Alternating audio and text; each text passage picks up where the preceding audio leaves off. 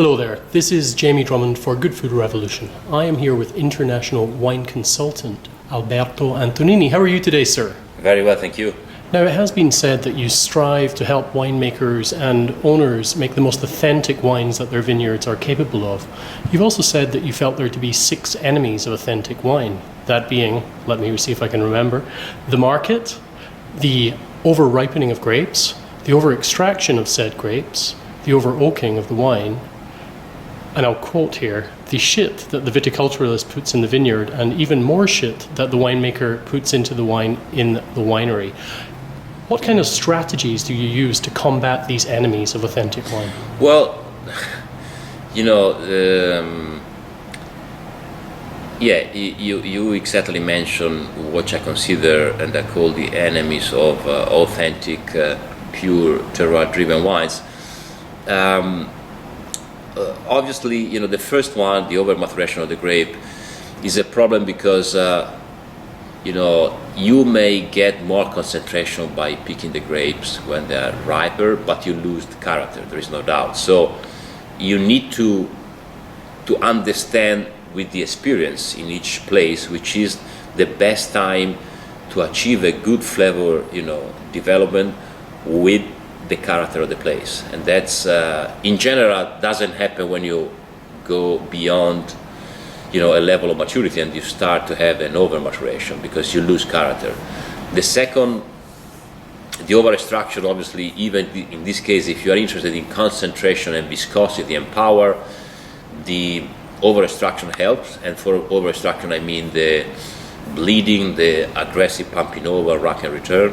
But that really wouldn't work that well with Tanab, would it? No, at all. But it doesn't work with any grape, in my experience. I like to have a very gentle, soft extraction, and I believe that happens on its own. You don't need to worry too much and be too aggressive. Just leave that happening, and it will during the fermentation. Obviously, you have to keep the cap wet and make sure that it doesn't get dry, but not to be too aggressive. Third is the oak.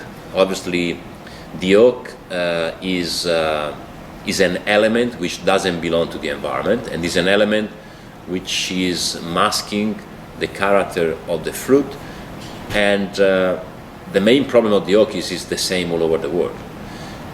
And that's, to me, is an element of standardization which I don't believe we need into a premium wine.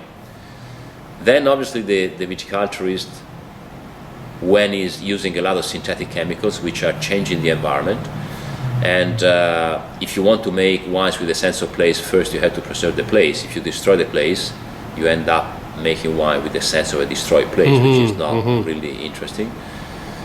And the winemaker, when he or she wants to make wines that taste of him or her, instead of being responsible of understanding how to transform the grapes into wine, keeping all the character of the place, which is very, very difficult, even more difficult than making wines that taste of you. And the market is probably the major problem, because the market to me is very important, because it's what allows us to live in the world of wine, because without market we will die. But the market I like is the one that I experienced when I started working 50 years ago, or not working, but just understanding a little bit about wine. The market should go back to be the place where is developed the understanding and the appreciation of Mother Nature diversity, and where people learn that, which is a very complex word, and they have the chance to understand this complex word, to appreciate the diversity of Mother Nature. And that's, to me, when market is heaven. Market becomes hell when is the place where it's decided how to make the wines, because when that happens, obviously authenticity goes to hell, and you had too many distractions. I can't think of what Canadian like, what American like, what Chinese like, what English like, what Italians like. I get lost. I need to stay focused on doing my things very well, trying to craft and make very good wines, and then find the market for these wines. So I don't like at all making wine for the market. I like to make very good wines and go out and find somebody who likes what I'm making and explain them what I'm doing. This is to me the market I grew up with, and it's not the market that in many circumstances I'm experiencing today, which is a place which is, telling producer what to do. I like music a lot, and I always do, this comparison with music or with painting or with art in general. What stays in the history of music, art, and literature and whatever is definitely not what has been thought and developed for the market. If you think of the greatest musician in the history, like Beethoven, Mozart, Hendrix, Coltrane, they didn't even know what the market was. They were just delivering their talent and their soul, and then the market, was going toward them. And the same with great poets or artists. So I believe that we need to generate the pool and not keep pushing all our life. I did a detour on your question. So no, that's perfectly fine. But what I want to say, going back to your question, what I'm trying to do in my consultancies is I'm trying to encourage my client to have more confidence in what they do, in the places they are growing the grapes, and not being, to find the balance, because obviously you had to sell the wine. But I believe that if you make a very good wine, you will find a market for that. So basically, I advise and I try to help my clients to not being distracted too much by all the messages from the market, but trying to stay very focused on doing things very, very well.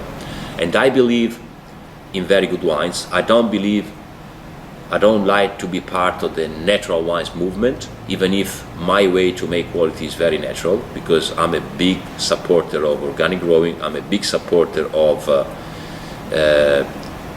making the wine in a natural way, but all this is not for saying that these are natural wines. It's hopefully for saying these are very good wines, which is a different story. And in my experience, to make good wines with less products is a lot more difficult. So my motto is less is more, but to do less you have to know a lot more. That's the problem. It's interesting because you work as a consultant, and you go and speak with these winemakers and basically assist them in manipulating the wines less, if possible. Well, I believe that, the problem in this world, that I studied viticulture and winemaking in 3 universities: Florence, Bordeaux, and Davis in California. When I think back on what I learned, if I had to advise some young people who want to try making very good wines, I would say be careful to study viticulture and winemaking, because you take a big risk. You should study first botany, plant physiology, microbiology, soil science, and then try to work in the vineyards yourself, understanding the pruning, the canopy management, making the wine yourself, understanding the fermentation, and trying to have, but that depends on what you receive from God, a good palate and a good nose. And then you start, and then you decide which is your own way, because when you study, they don't teach you to understand how Mother Nature works. They teach you how to manipulate it. And I'm sorry, but if I had to do some manipulation, I want to decide myself how to do them.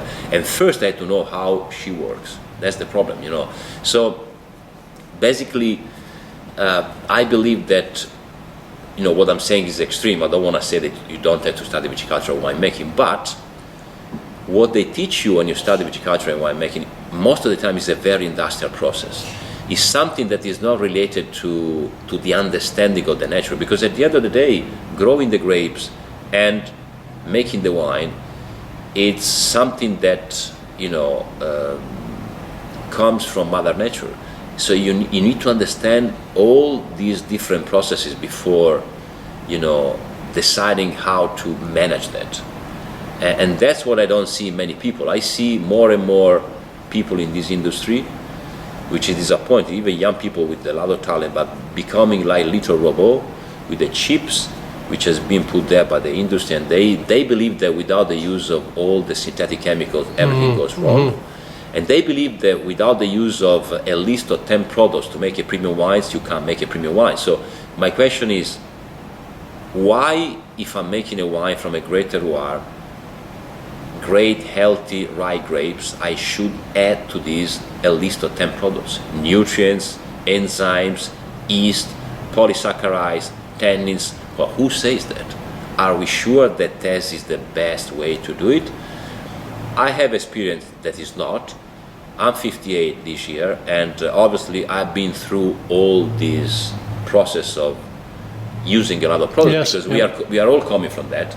And I only gained the confidence in doing something different when I was able to understand myself in a better way how Mother Nature works. But at the same time, I'm not the kind of person who wants to sell false like virtues because they're natural. I believe that that's very stupid, and I believe it's very confusing, and that's why I'm saying let's talk about very good wines, authentic wine.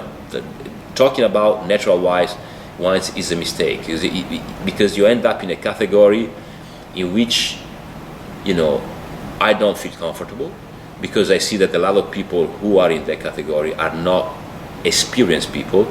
They don't know enough to do less, and that is creating a lot of confusing situation in which people and the consumer are disoriented, because they say, well, I don't like natural wines because some of them are bad.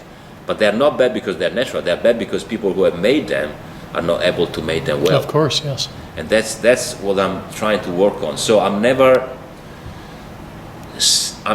advise my clients to make natural wines. I try to walk with them through this avenue and explaining them what my experience is, and see, you know, if they like the idea of doing things in a different way, which I believe is much better for the wine quality. And that's all I do, you know. And that's what I enjoy doing. And in Garzon, for example, what we did was a very interesting process, because I started there with extremely good local viticulturists and winemakers, but they were coming from a conventional concept. So I wanted to go through different steps and not all of a sudden to tell them change everything, because it's the wrong way to me. They were nervous initially because obviously we are in an environment which may be not too easy to grow the grapes organically, but you know, we started using some chemicals. We have removed them all from the soil management already, which is a big step up. In the canopy management, we are getting close to being organic, but we still use just a little bit of synthetic chemicals, but very few. I mean, probably 1/3 of what we started using at the beginning. And that's to me is the way of progressing. And the same in winemaking. In winemaking, we started with a more conventional winemaking. Once the new facility has been built, I told, you know, now we have a great chance to make the wine in a more natural way. We have experience with the grapes. You know, we are all more comfortable with what we are doing. And that's what we started doing since 2015, and the results have been very, very good. In the new facility, we haven't used any product, only hot water and some sulfur, you know, to clean the tanks and to clean everything.